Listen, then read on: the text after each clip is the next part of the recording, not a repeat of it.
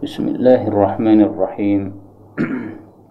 Alhamdulillahi Rabbil Alamin. Allahumma salli wa sallim wa barik ala Muhammad wa ala ali Muhammad. Allahumma anfa'na bima 'allamtana wa 'allimna ma yanfa'una wa zidna ilma wa barik lana fi ilmina warzuqna al-ikhlasa fil qawli wal 'amali kamila wa 'ilman nafi'an la yunsa wa tawfiqan daima wa sihhatan wa yaqinan wa afiyah. Amin ya rabbal alamin. Alhamdulillah, kaum muslimin rahimani wa rahimakumullah. Kita berjumpa kembali dalam pembahasan kitab Nurul Hidayah fi Tartibi Al-Ahwal Al-Ukhrawiyah. Dan pada pertemuan yang lalu, yang terakhir kita bahas adalah tentang 4 orang yang mereka semuanya beralasan kepada Allah Subhanahu wa taala bahwa mereka tidak berhak disiksa oleh Allah karena mereka di dunia tidak pernah mendapatkan penjelasan tentang Islam. Yaitu yang pertama adalah Al-Asam, orang yang tuli, kemudian Ahmak, orang yang pandir atau orang yang gila, kemudian Harim, orang yang pikun, kemudian orang yang mata fi fatrah, mati pada saat masa fatrah. Nah, 4 orang ini semuanya akan diuji oleh Allah Subhanahu wa taala, yaitu disuruh untuk masuk ke dalam neraka. Kalau mereka taat kepada Allah, maka justru mendapatkan kenikmatan ketika masuk ke dalam neraka tersebut, karena nerakanya menjadi seperti apinya Nabi Ibrahim alaihissalatu wassalam, menjadi dingin dan selamat. Tapi kalau tidak mau taat kepada Allah Subhanahu wa taala, maka mereka akan disiksa ke dalam api neraka. Nah, itu yang terakhir kita bahas kemarin hadis nomor 14. Maka sekarang kita lanjutkan hadis yang ke-15. Faqala al-muallif hafizahullahu ta'ala wa nafa'ana bihi wa bi'ulumihi fid dharain amin. Al-hadits al-khamis ashar, hadis yang ke-15. Tatayurus suhuf, terbangnya catatan-catatan amal. An Abi Hurairah radhiyallahu anhu qala qala Rasulullah sallallahu alaihi wasallam, ya'radun nasu, dihadapkanlah para manusia itu yaumal qiyamah, pada hari kiamat, thalatha aradatin, sebanyak 3 kali penghadapan. Fa amma ardatani, adapun 2 penghadapan, maka yang pertama adalah fajidalun, maka adalah membantah. Yang kedua adalah wa ma'adhiru, dan menyampaikan uzur atau alasan. Wa ammal ardatu, adapun penghadapan ats-tsalitsatu, yang ketiga, fa inda dzalika, maka pada saat itulah tatirus suhufu, terbang catatan-catatan amal, fil aidi, pada tangan-tangan manusia. Fa akhidun, maka ada yang memegang, ya ada yang mengambil catatan amal tadi, biyaminihi, dengan tangan kanannya, dan itu disebut ashabul yamin. Wa akhidun, dan ada yang memegang atau mengambil bisimalihi, dengan tangan kirinya, dan itu disebut ashabus shimal. Hadis diriwayatkan oleh At-Tirmidzi, dan dia mengatakan wala yasihhu hadzal hadis, tidaklah sahih hadis ini, min qibali annal hasana, karena Hasan al-Basri lam yasma' min Abu Hurairah, tidak mendengar dari Abu Hurairah radhiyallahu anhu. Jadi sanadnya munqati' atau terputus. Wa fi Zawaid, dan di dalam kitab Zawaid karya Al-Haythami, dia mengatakan rijalul isnadi thiqat, rawi-rawi sanad ini adalah orang-orang yang terpercaya, termasuk Hasan al-Basri tadi terpercaya, lakinnahu munqati', akan tapi hadis ini munqati', yaitu sanadnya terputus.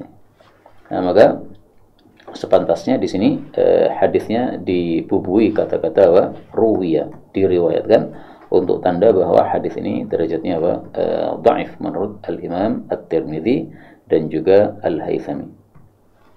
Tapi kita lihat dulu apakah Syekh Albani mensahihkannya ataukah tidak.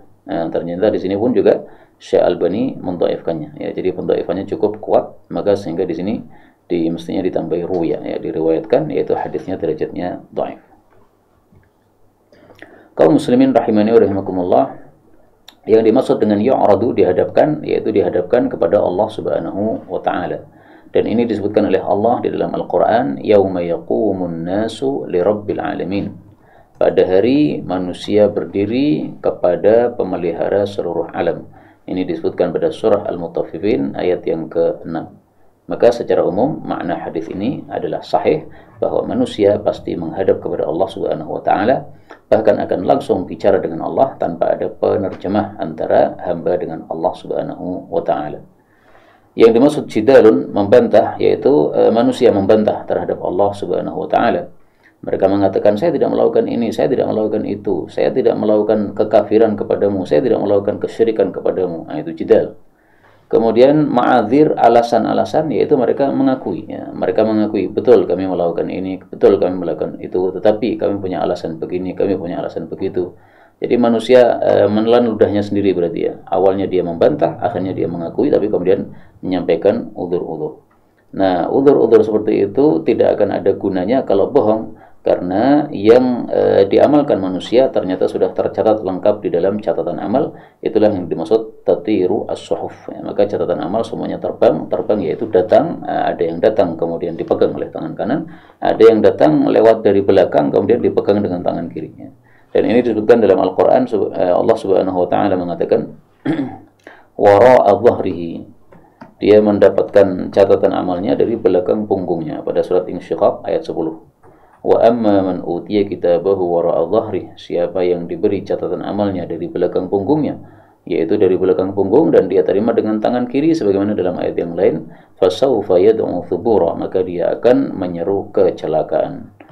Maka kita berdoa kepada Allah, mudah-mudahan semua kita termasuk dari ashabul yamin, bukan termasuk dari ashabus shimal. Ashabul yamin, Allah katakan utiya kitabahu biyaminih, diberi catatan amalnya dengan tangan kanan, fasawfa yuhasabu hisaban yasira, akan dihisab dengan ringan, wa yanqalibu ila ahlihi masrura, dan akan kembali kepada keluarganya dengan bahagia.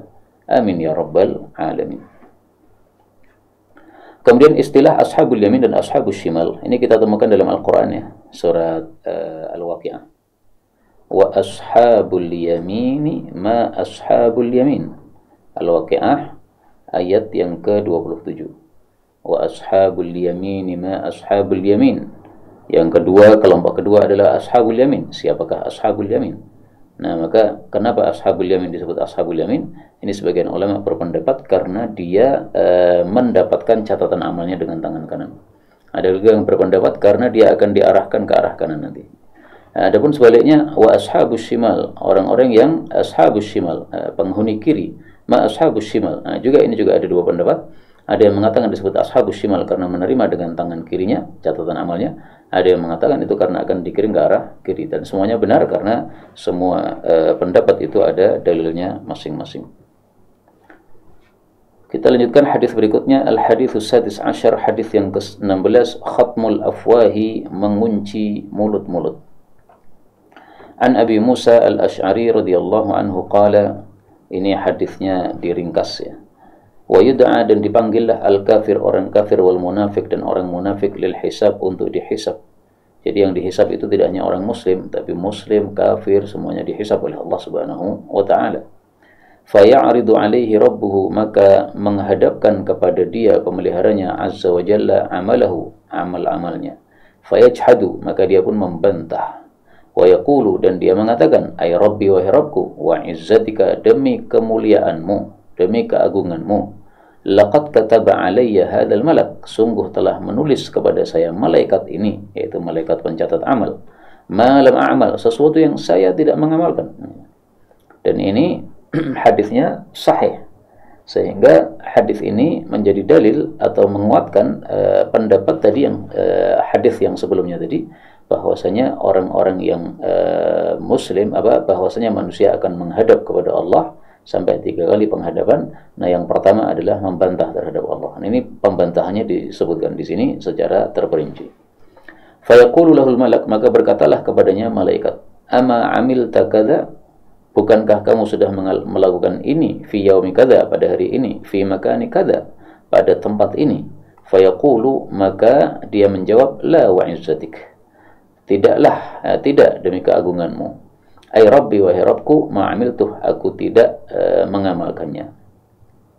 Fa idza, maka apabila fa'ala dzalika, dia melakukan itu, yaitu kebohongan, khutima, disegellah ala fihi, pada mulutnya.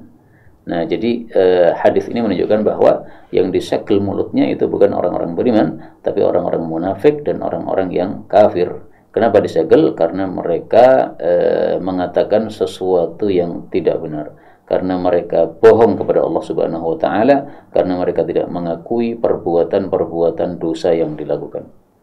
Kalau orang-orang kafir, kalau orang-orang beriman itu akan mengakui dosa-dosa yang dia lakukan, sehingga tidak perlu untuk disegel mulutnya, ya, berdasarkan zahir dari hadis ini, bahwasanya yang disegel hanyalah orang-orang kafir dan orang-orang munafik.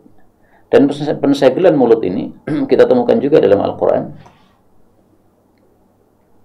Pada surat Yasin, Allah Subhanahu wa taala mengatakan, "Hadhihi jahannamul lati kuntum tu'adun." Bicara tentang penghuni neraka Jahannam. Kemudian Allah mengatakan, "Al-yauma nakhtimu ala afwahihim." Pada hari ini kami telah mensegel mulut-mulut mereka. Berarti bicara tentang para penghuni neraka. Penghuni neraka berarti orang kafir dan orang munafik tadi, orang mukmin bukan. Wa tukallimuna aydihim, dan bicara kepada kami tangan mereka, wa tashhadu arjuluhum, dan juga bersaksi kaki-kaki mereka, bima kanu yaksibun, dengan apapun yang mereka lakukan. Nah, di sini digarisbawahi kata-kata arjuluhum, ya, kaki mereka. Kaki bagian mana? Karena kaki kan ada 3 bagian ini, bagian atas paha, bagian tengah betis, bagian bawah telapak kaki. Nah, maka jawabannya adalah kelanjutan hadis tadi. Qala al-Asy'ari, berkata Abu Musa al-Asy'ari, namanya Abdullah bin Qais, Abu Musa al-Asy'ari, fa inni, maka sesungguhnya saya, la ahsabu, sungguh saya menyangka. Ini boleh dibaca ahsabu, boleh juga ahsibu, ya, 2 qiraah sama saja. Awwala ma yantiqu, pertama yang bicara, minhu, dari manusia, adalah fakhidahu, pahanya, al-yumna, yang kanan. Hadis diriwayatkan oleh Ibnu Abi Hatim. Dan hadis ini disebutkan di dalam tafsir Ibnu Katsir, kemudian disebutkan juga oleh guru kami Syekh Mustafa Al-Adawi dalam Sahih Tafsir Ibnu Katsir. Artinya hadis ini menurut Syekh Mustafa Al-Adawi termasuk hadis yang sahih. Karena Syekh Mustafa Al-Adawi ketika meringkas tafsir Ibnu Katsir dalam dengan judul Sahih Tafsir Ibnu Katsir, itu beliau membuang semua hadis-hadis yang dhaif, ya, kecuali hadis yang dhaif yang dikuatkan oleh hadis yang lain maknanya sahih, maka kadang-kadang beliau sebutkan. Nah, di sini termasuk yang beliau sebutkan, berarti ini hadisnya sahih menurut Syekhuna Mustafa Al-Adawi hafizahullah taala. Tapi muncul pertanyaan, ini kan an Abi Musa, ini kan hanya perkataan Abu Musa kan, bukan sabda Rasulullah sallallahu alaihi wasallam. Sementara perkataan manusia bisa salah. Kalau Rasulullah tidak mungkin salah, karena Rasulullah bicara berdasarkan wahyu. Nah, maka jawabnya adalah, perkataan para sahabat yang berbicara tentang masalah gaib itu dianggap sebagai hadis marfu, yaitu dianggap sebagai sabda Rasul sallallahu alaihi wasallam. Kenapa? Karena la majala lil ijtihad fihi. Karena tidak mungkin seseorang manusia biasa seperti para sahabat tiba-tiba berijtihad kemudian memunculkan masalah-masalah gaib seperti ini. Nggak mungkin, ya. Karena masalah gaib tidak ada yang mengetahuinya selain Allah Subhanahu wa taala. Nah, Rasulullah kadang-kadang diberitahu oleh Allah berdasarkan wahyu, maka dari wahyu itulah kemudian diketahui perkara-perkara gaib seperti ini. Nah, maka ringkasnya, kalau ada seorang sahabat Nabi yang dia bicara masalah gaib dan sanadnya sahih, maka hadisnya secara umum bisa diterima sebagai sabda Nabi sallallahu alaihi wasallam, karena pasti sumbernya dari Nabi sallallahu alaihi wasallam. Adapun dia tidak mengatakan Rasulullah bersabda, itu karena kebiasaan para sahabat memang begitu, ya. Jadi sebagian para sahabat itu menyampaikan hadis Nabi tapi tidak menyandarkannya kepada kalam Nabi, karena khawatir kalau menyandarkan kepada kalam Nabi nanti ada kesalahan-kesalahan. Nah, maka lebih bagus dia menyampaikan dari ucapan dia sendiri tanpa menyandarkan kepada Nabi sallallahu alaihi wasallam. Tapi kalau ditanya, dia akan menjawab bahwa saya mendengarnya dari Rasul sallallahu alaihi wasallam. Maka hadis ini bisa diterima. Kecuali satu hal, ya, kalau seorang sahabat Nabi itu terkenal suka meriwayatkan dari kitab-kitab ahli kitab. Misalnya Ibnu Abbas, dia banyak membaca-baca dari riwayat ahli kitab, atau banyak meriwayatkan dari Israiliyat, riwayat-riwayat dari ahli kitab. Nah, begitu dia bicara masalah gaib tentang berkaitan dengan kisah-kisah para nabi dan sebagainya yang berbau Israiliyat, nah di situ dia riwayatnya tidak diterima.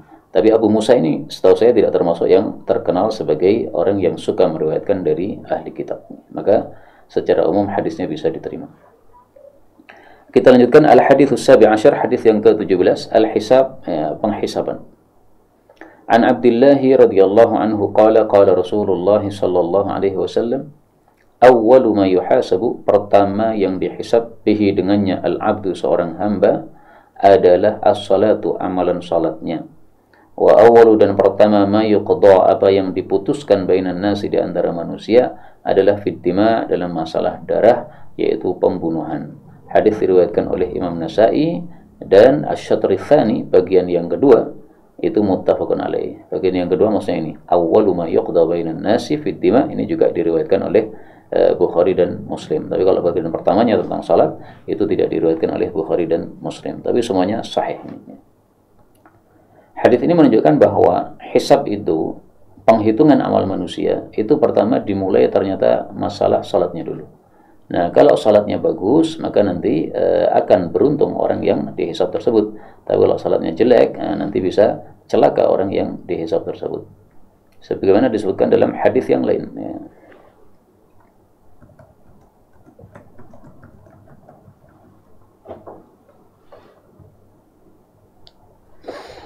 Inna awwala ma yuhasabu bihil 'abdu yaumil qiyamah, pertama yang dihisab seorang hamba pada hari kiamat dari amalannya adalah salat. Dan ini menunjukkan bahwa amalan yang paling utama adalah salat, dan itulah sabda Nabi dalam kitab Sunan, khairu a'malikumus shalah, amal terbaik untuk kalian adalah salat. Maka yang dihisab pertama kali adalah salat. Fa in saluhat, kalau salatnya bagus, faqad aflah, maka dia beruntung, wa anjah, dan sukses. Wa in fasadat, tapi kalau salatnya rusak, faqad khaba wa khasir, dia akan rugi, celaka. Wa in intaqasa min faridatin, kalau ada kekurangan pada salat fardunya, maka Allah mengatakan, perhatikanlah apakah hambaku ini punya salat tatawwu, salat sunnah. Lalu Allah menyempurnakan dengan salat sunnahnya tadi apa yang kurang dari salat fardunya. Tsumma yakunu sa'iru amalihi 'ala dzalik, kemudian seluruh amalnya akan diperlakukan seperti itu. Artinya puasa Ramadan juga begitu. Ketika ada kekurangannya, maka Allah akan bertanya kepada para malaikat, lihatlah apakah hamba ini punya puasa sunnah atau tidak. Nah, kalau ada puasa sunnah, maka puasa sunnah digunakan untuk menambal kekurangan pada sholat fardunya, sehingga akan selamat juga, tidak kemudian khaba wa khasira, ya, karena apa? Masih ada tambalan untuk kekurangan tadi. Maka salat hamba ada 3 macam. Ada salat yang saluhat, yang sudah baik. Nah, salat yang baik maka tidak perlu ditambal lagi, sudah bagus. Yang kedua, fasadat, salat yang rusak. Nah, rusak diancam oleh Nabi SAW rugi. Seperti salatnya orang-orang munafik, ya. Salatnya rusak, kenapa? Karena tidak disertai dengan keikhlasan. Salatnya hanya riya semata-mata. Kemudian yang ketiga adalah salat yang intaqas, ada kekurangan. Ya. Jadi tidak baik, tapi juga tidak rusak, tapi ada kekurangan. Dia sudah melakukan, tapi ada kekurangan. Nah, kekurangan itu akan ditambal oleh Allah Subhanahu Wa Taala. Kemudian nanti dia termasuk orang-orang yang aflaha, yang beruntung, karena sudah ditambal kekurangannya dengan ibadah salat sunnah. Karena itu dari sini juga kita ketahui bahwa supaya amal kita, amalan salat kita nanti ketika dihisab itu menjadi mudah hisabnya, maka marilah kita rajin melakukan salat-salat sunnah. Karena kita salat wajib tidak akan sempurna, ya, tidak bisa sempurna kita. Khusyuknya kurang, kemudian ya macam-macam lah, ya, hadirnya hati kurang, kemudian ta'zimnya kepada Allah kurang. Nah, maka sebelum salat wajib itu disunahkan, ada salat sunnah qabliyah, ada salat sunnah ba'diyah. Ini semata-mata untuk menambal kekurangan pada salat fardunya. Demikian juga puasa sunnah, puasa Ramadan, ya. Sebelum Ramadan disunahkan puasa, yaitu puasa Sya'ban. Kemudian setelah Ramadan ada puasa Syawal. Nah, maka kalau bulan Sya'ban ini kita tidak puasa apapun, maka marilah nanti pada bulan Syawal jangan sampai tidak puasa. Karena apa? Puasa Ramadan kita pasti ada kekurangannya. Nah, maka ditambah dengan puasa sunnah kita, baik yang sebelum Ramadan maupun setelah Ramadan. Dan ini hari ini sudah hari Selasa, ya.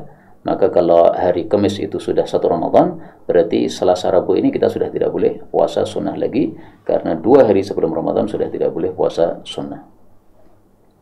Kemudian yang kedua, hadis ini membicarakan tentang masalah pembunuhan. Itu ternyata adalah yang pertama diputuskan di antara manusia.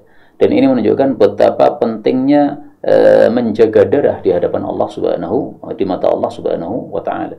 Sehingga para ulama sebagian mengatakan bahwa dosa terbesar setelah syirik itu adalah pembunuhan. Dalilnya 2, ya. Pertama ini bahwa Allah memutuskan pertama kali dalam masalah pembunuhan. Yang kedua, kalam Allah Subhanahu wa Ta'ala dalam surat Al-Furqan. Allah menyebutkan dosa-dosa besar secara urut. Perhatikan kalimatnya. Surat Al-Furqan ayat 68, "Walladzina la yad'una ma'allahi ilahan akhar." Ini syirik. Kemudian Allah sebutkan, "Wa la yaqtuluna an-nafsa allati harramallahu illa bil haqq." Ini pembunuhan. Kemudian wala yaznun, ini zina. Maka zina nomor 2 atau setelah pembunuhan. Karena itu kaum muslimin rahimani wa rahimakumullah, kita tidak akan melupakan pembunuhan terhadap laskar-laskar Islam di KM 50 yang sudah beberapa waktu yang lalu, tapi sampai hari ini kita tidak akan melupakan kejadian tersebut. Ini kejadian yang besar di hadapan Allah Subhanahu wa taala dan termasuk yang nanti pertama kali akan diputuskan oleh Allah Subhanahu wa taala. Rasul sallallahu alaihi wasallam bersabda menunjukkan betapa nilai mahalnya nilai darah seorang muslim. Rasul sallallahu alaihi wasallam bersabda, "La zawalud dunya ahwanu 'ala Allah." Sungguh lenyapnya seluruh dunia itu lebih ringan bagi Allah min qatli mu'minin bi ghairi haqqin, daripada dibunuhnya seorang mukmin tanpa hak. Hadis diriwayatkan oleh Ibnu Majah sahih. Maka mudah-mudahan Allah Subhanahu wa taala balas yang setimpal dengan orang-orang yang melakukan pembunuhan tersebut, kecuali kalau mereka tobat kepada Allah Subhanahu wa taala, maka masih ada waktu tobat sebelum mereka dijemput kematian oleh malaikat maut. Kita lanjutkan hadis yang ke-18, al-haditsus tsamin asyar, hadis yang ke-18, al-wazn, timbangan. An Aisyah radhiyallahu anha qalat qala Rasulullah sallallahu alaihi wasallam, yuhsabu, akan dihitung ma khanuka, apa yang mereka itu khianat kepada kamu, wa asauka, dan mereka durhaka kepada kamu, wa kadzabuka, dan mereka mendustakan kepada kamu. Tetapi juga dihitung wa iqabuka, hukuman kamu iyahum, kepada mereka. Fa in kana, maka jika adalah iqabuka, hukuman kamu iyahum, kepada mereka, biqadri dzunubihim, dengan sekadar dosa-dosa mereka, kana kafafan, maka itu adalah bu yaitu kosong-kosong, ya. Maka tafsiran kafafan itu adalah la laka, tidak ada pahala untuk kamu, wala alaika, dan juga tidak ada dosa untuk kamu. Wa in kana iqabuka iyyahum, apabila hukumanmu kepada mereka duna dzunubihim, di bawah dari dosa mereka, kana fadlan laka, maka itu ada kelebihan untuk kamu, jadi masih ada dapat sisa pahala. Kemungkinan yang ketiga, wa in kana iqabuka iyyahum, apabila hukuman kamu kepada mereka fawqa dzunubihim, di atas dosa-dosa mereka, uqtus salahum minka, maka akan dikisoskan untuk mereka dari kamu al-fadlu, kelebihan tersebut.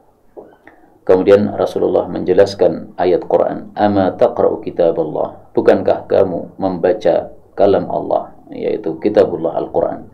Wa nada'ul mawazinal qista liyaumil qiyamah, dan kami meletakkan timbangan-timbangan yang adil pada hari kiamat nanti. Fala tudlamu nafsun syai'a, maka tidaklah dizalimi suatu jiwa sedikit pun. Ini syai'a kalau dibaca dengan berhenti begini, ini boleh dibaca dengan bacaan syai'a, syai'a. Tapi harus berhenti, ya. Kalau tidak berhenti tetap syai'a. Wa in kana mithqala habbatin, meskipun hanya seberat habbatin, satu biji, min khardal, dari biji sawi, ataina biha, kami pun tetap akan mendatangkannya, wa kafa bina hasibin, dan cukup kami sebagai penghisab. Itu kelanjutannya pada surat Al-Anbiya ayat 47. Rawahu Tirmidzi, diriwayatkan oleh Tirmidzi, wa kharrabah, dan dia menganggap hadis ini gharib, wa sahahahu Al-Albani, dan Syekh Albani mensahihkannya, wa fihi kisah, dan di dalam hadis ini ada kisahnya. Jadi kisahnya ini, seorang sahabat Nabi SAW datang. Kemudian dia cerita, ya Rasulullah, saya punya budak-budak. Budak-budak ini kadang khianat kepada saya, kadang durhaka kepada saya, kadang mendustakan saya. Ya akhirnya saya hukum mereka, saya cambuk atau diapakan, ya. Maka Rasulullah SAW menjelaskan, kalau mereka durhaka, mereka khianat, mereka mendustakan kamu, maka kemudian kamu hukum, maka ada 3 kemungkinan. Kalau hukumanmu itu adalah sekadar dengan dosa mereka, dengan tingkah mereka, berarti kamu nggak dapat apa-apa, pahala nggak dapat, dosa juga nggak dapat. Kemungkinan yang kedua, kamu menghukum tetapi hukumannya lebih ringan, sehingga berarti kamu masih punya sisa pahala, ya. Jadi misalnya dosanya itu tingkatnya 10, ini menghukumnya tingkatnya 5, masih punya pahala 5. Kemudian kemungkinan yang ketiga, engkau menghukum tetapi di atas dosa mereka. Dosanya 10 tapi nyambuknya lebih dahsyat, ya, misalnya tingkatnya 20. Nah, berarti ini berlebihan. Nah, kalau berlebihan nanti akan dikisos oleh Allah Subhanahu wa taala kelebihan tersebut. Itulah yang dimaksud al-mawazin al-qista, yaitu timbangan yang adil pada hari kiamat, maka semua akan diadili oleh Allah Subhanahu wa taala. Sehingga orang beriman ketika mendapatkan kezaliman di dunia, maka ketika dia mengingat kondisi akhirat, dia akan hatinya merasa lebih tenang. Ya, kenapa? Karena kezaliman yang dia dapatkan di dunia itu tidak akan sia-sia begitu saja, itu masih ada catatannya, masih ada hitungannya di hadapan Allah Subhanahu wa taala. Jadi akan dikembalikan kepada kita. Nah, jadi seperti orang yang kehilangan uang atau kehilangan HP atau kehilangan dompet, tapi tahu pasti kembali. Nah, maka hatinya apa? Jadi tenang. Nah, demikian juga orang yang terzalimi, dia tahu bahwa itu kezaliman akan diberikan oleh Allah besok di akhirat, maka hatinya akan menjadi tenang. Kemudian kisahnya bagaimana setelah sahabat Nabi ini dijelaskan seperti ini? Akhirnya dia mengatakan, kalau begitu ya Rasulullah, saya saksikan kepada engkau bahwa semua budak saya ini saya bebaskan, saya merdekakan, supaya nggak ada lagi kemungkinan saya nanti disiksa oleh Allah Subhanahu wa taala. Jadi Masya Allah, para sahabat Nabi sangat paham terhadap agama. Begitu mereka dijelaskan masalah akhirat, itu langsung menyentuh hati mereka, langsung ada sikap tegas untuk keselamatan akhirat mereka. Inilah para sahabat Nabi SAW, dan ini juga menunjukkan berhasilnya didikan Rasul SAW, karena Rasulullah mendidik mereka langsung berdasarkan dari pengawasan Allah Subhanahu wa taala, dari taufik Allah Subhanahu wa taala, maka hasilnya pun seperti itu. Kemudian dari hadis ini juga kita ambil pelajaran bahwa Rasulullah SAW ketika membaca ayat Quran tidak menyebutkan a'udzu billahi minasyaitonir rajim. Karena di sini membaca ayat Qur'annya bukan dalam rangka tilawah, tetapi dalam rangka berdalil atau menyebutkan dalil. Maka kalau seorang khatib naik mimbar, kemudian dia mengatakan Allah Subhanahu wa taala berkata atau berkalam a'udzu billahi minasyaitonir rajim, ini pertama dia tidak sesuai dengan sunnah. Karena Rasulullah ketika berdalil tidak menyebutkan a'udzu billahi minasyaitonir rajim. Yang kedua, dia telah berkata yang salah. Karena dia mengatakan Allah berkata a'udzu billahi minasyaitonir rajim.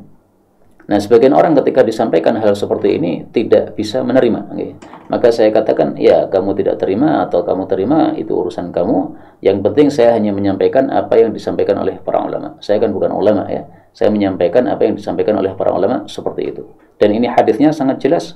Rasulullah tidak pakai a'udzubillahi minasyaitonir rajim. Kalau Anda lebih suka dengan a'udzubillahi minasyaitonir rajim dan menganggap itu lebih baik daripada apa yang dilakukan oleh Rasul sallallahu alaihi wasallam, maka sungguh ini sikap yang tidak sesuai hadiyun Nabi sallallahu alaihi wasallam. Penjelasan seperti ini yang saya sampaikan ini bisa dibaca dalam kitab Haqqut Tilawah, itu tentang adab-adab tilawah Al-Qur'an. Nah, di situ dijelaskan juga tentang masalah adab ta'awud. Wallahu a'lam bishawab. Kemudian al-hadits at-tasi' asyar, hadis yang ke-19. Wa 'an Ibnu Amr radhiyallahu anhuma qala Rasulullah sallallahu alaihi wasallam, innallaha, sesungguhnya Allah Subhanahu wa taala, sayukhallisu, akan menyelamatkan, rajulan, seseorang, min ummati, dari umatku, maksudnya umat Islam, ala ru'usil khalaiq, di depan seluruh makhluk-makhluk, yaumul qiyamah, besok pada hari kiamat. Fayanshuru alaihi tis'atan wa tis'ina sijillan, maka Allah akan membuka untuk dia 99 sijil, yaitu kitab atau apa namanya, lembar atau catatan.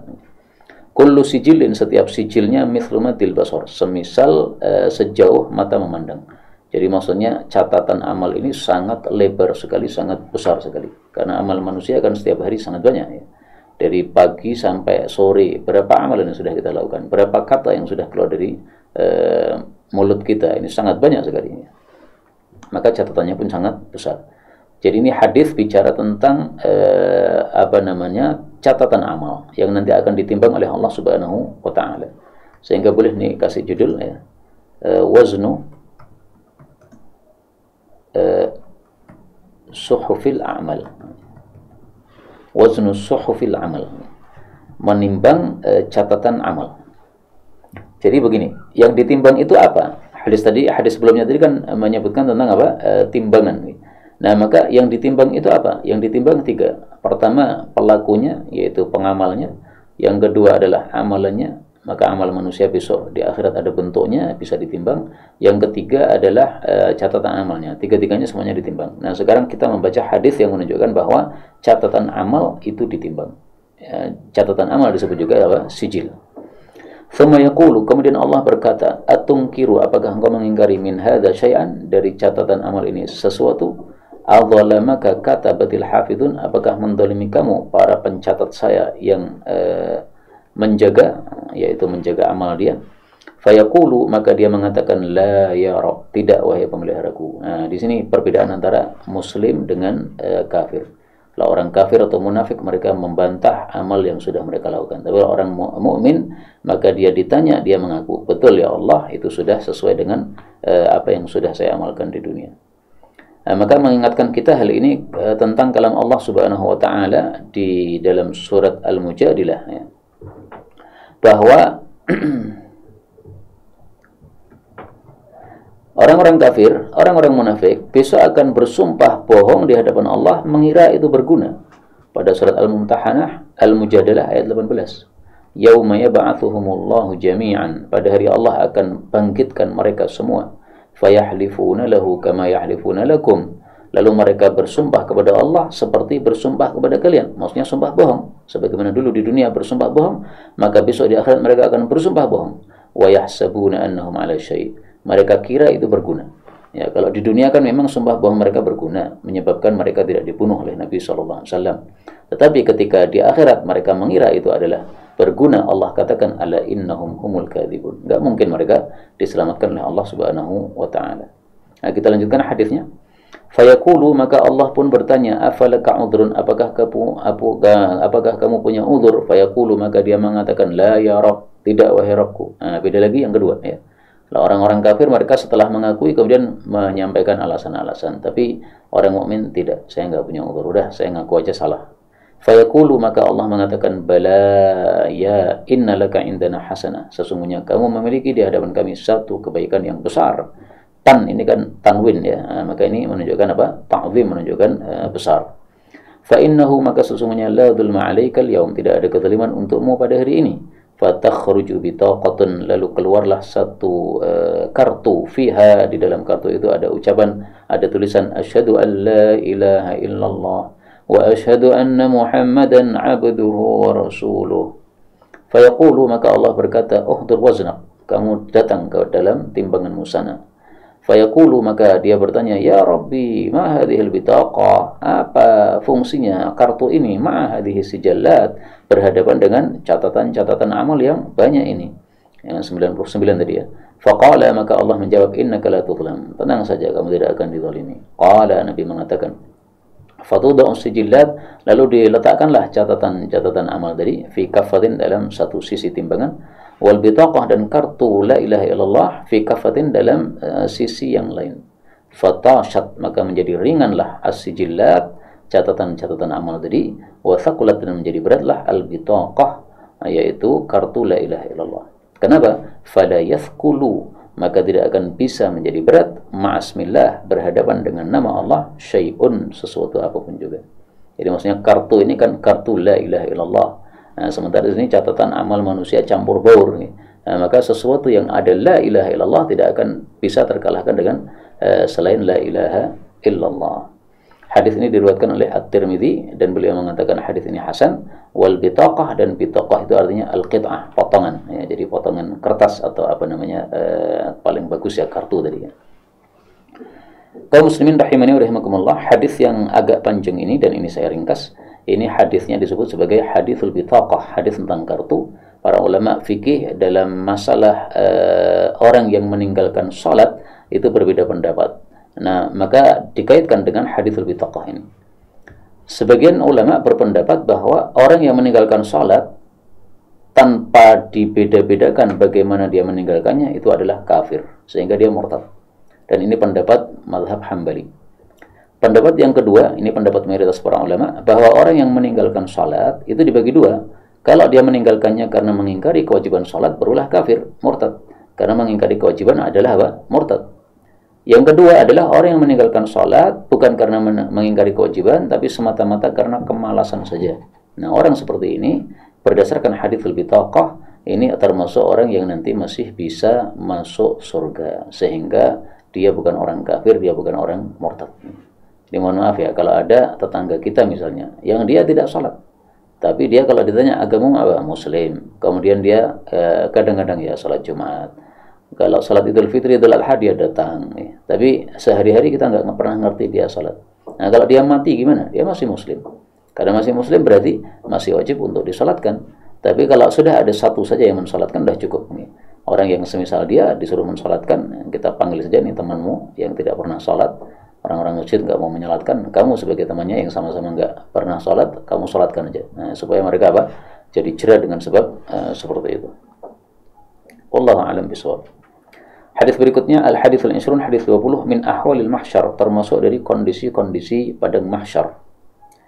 An Abi Sa'id dari Abu Sa'id Al-Khudri an Nabi sallallahu alaihi wasallam qala likulli ghadirin, untuk setiap orang yang berkhianat, liwaun, ada bendera, indastihi, pada pantatnya, yaumul qiyamah, besok pada hari kiamat. Hadis muttafaqun alaih, dan lafal ini milik Imam Muslim. Kata-kata indastihi, pada pantatnya, ay khalfa dhahri, yaitu di belakang punggungnya, ihanatan, sebagai bentuk penghinaan untuk mereka. Jadi ini kebiasaan orang Arab ya, kalau sesuatu ditaruh di pantat itu berarti apa? Penghinaan. Pantat di pukul, nah ini adalah penghinaan. Hadis ini menunjukkan bahwa salah satu kondisi padang mahsyar adalah nanti ada orang-orang yang mereka membawa bendera-bendera. Ada yang bendera kemuliaan seperti Nabi Muhammad SAW membawa liwa'ul hamdi, bendera pujian, dan ini bendera yang paling mulia. Ada orang-orang yang bendera ditancapkan di belakang punggungnya, di dekat pantatnya, ini sebagai penghinaan untuk dia. Itu adalah tanda bagi orang-orang yang mereka melakukan ghadr, yaitu ketika melakukan perjanjian antara seseorang dengan orang yang lain, kemudian dia mengkhianati. Dan kata-kata ghadr ini menurut sebagian ulama adalah khusus untuk masalah perang saja. Tapi kata Imam Munawi, wa tafsiruhu bil a'am atam, ditafsiri secara umum lebih sempurna. Karena tidak ada kata-kata di sini berkhianat dalam masalah perang, maka nggak harus dalam masalah perang ya, dalam masalah apa saja. Jual beli tanah misalnya, kemudian sudah berjanji misalnya melunasi, ternyata tidak melunasi tapi malah barangnya dibawa lari. Ya. Ini berarti ghadr. Nah, ghadr seperti ini nanti akan ditancapi bendera oleh Allah Subhanahu wa taala untuk mempermalukan dia di hadapan semua makhluk yang ada di padang mahsyar. Dan itulah salah satu contoh apa yang disebutkan dalam Al-Quran. Allah mengatakan pada surat At-Tariq ayat yang ke-9, yauma, pada hari, tubla, ditampakkan, asra'ir, rahasia-rahasia. Termasuk korupsi, ya, korupsi termasuk ghadir, dia mengkhianati. Maka para koruptor tampaknya nanti termasuk orang-orang yang ditancapi bendera oleh Allah Subhanahu wa taala karena dia telah melakukan ghadrah atau pengkhianatan terhadap harta rakyat. Wallahu a'lam bishawab. Kondisi yang lain tetapi tidak disebutkan dalam buku ini, kondisi padang mahsyar, yaitu sabda Nabi SAW tentang orang yang poligami. Man kanat lahum ra'atan, barang siapa yang punya dua istri atau lebih, famala ila ihdahuma, lalu condong kepada salah satunya saja, jaa yaumal qiyamati wa shiquhu ma'il, maka dia datang pada hari kiamat dalam keadaan kondisi badannya miring. Nah, jadi kalau di akhirat miring-miring gini, ini berarti apa? Di dunia dulu dia tidak adil terhadap istrinya padahal dia berpoligami. Karena itu dalam Islam poligami hukumnya adalah boleh, tetapi wajib di dalam memberikan nafkah kepada kedua istrinya atau memberikan jatah bermalam kepada kedua istrinya harus adil sama rata. Kalau tidak adil maka syikuhu ma'il, ya. Kecuali kalau ada kesepakatan, misalnya seorang suami menikahi istri yang kedua dengan sepakat, saya nggak bisa membagi adil kepada engkau dalam hal bermalam misalnya karena kondisi misalnya, dan dia rela. Nah, kalau rela nggak ada masalah, karena itu berarti dia merelakan haknya terhadap istri yang lain. Inilah kaum muslimin rahimani wa rahimakumullah, beberapa hadis yang dapat kita pelajari pada sore hari ini. Insyaallah hadis berikutnya 21 sampai 25 kita lanjutkan pada waktu yang akan datang insyaallah taala. Wallahu a'lam bishawab, walhamdulillahi rabbil alamin, wassalamu alaikum warahmatullahi wabarakatuh. Ada pertanyaan? Baik, silahkan.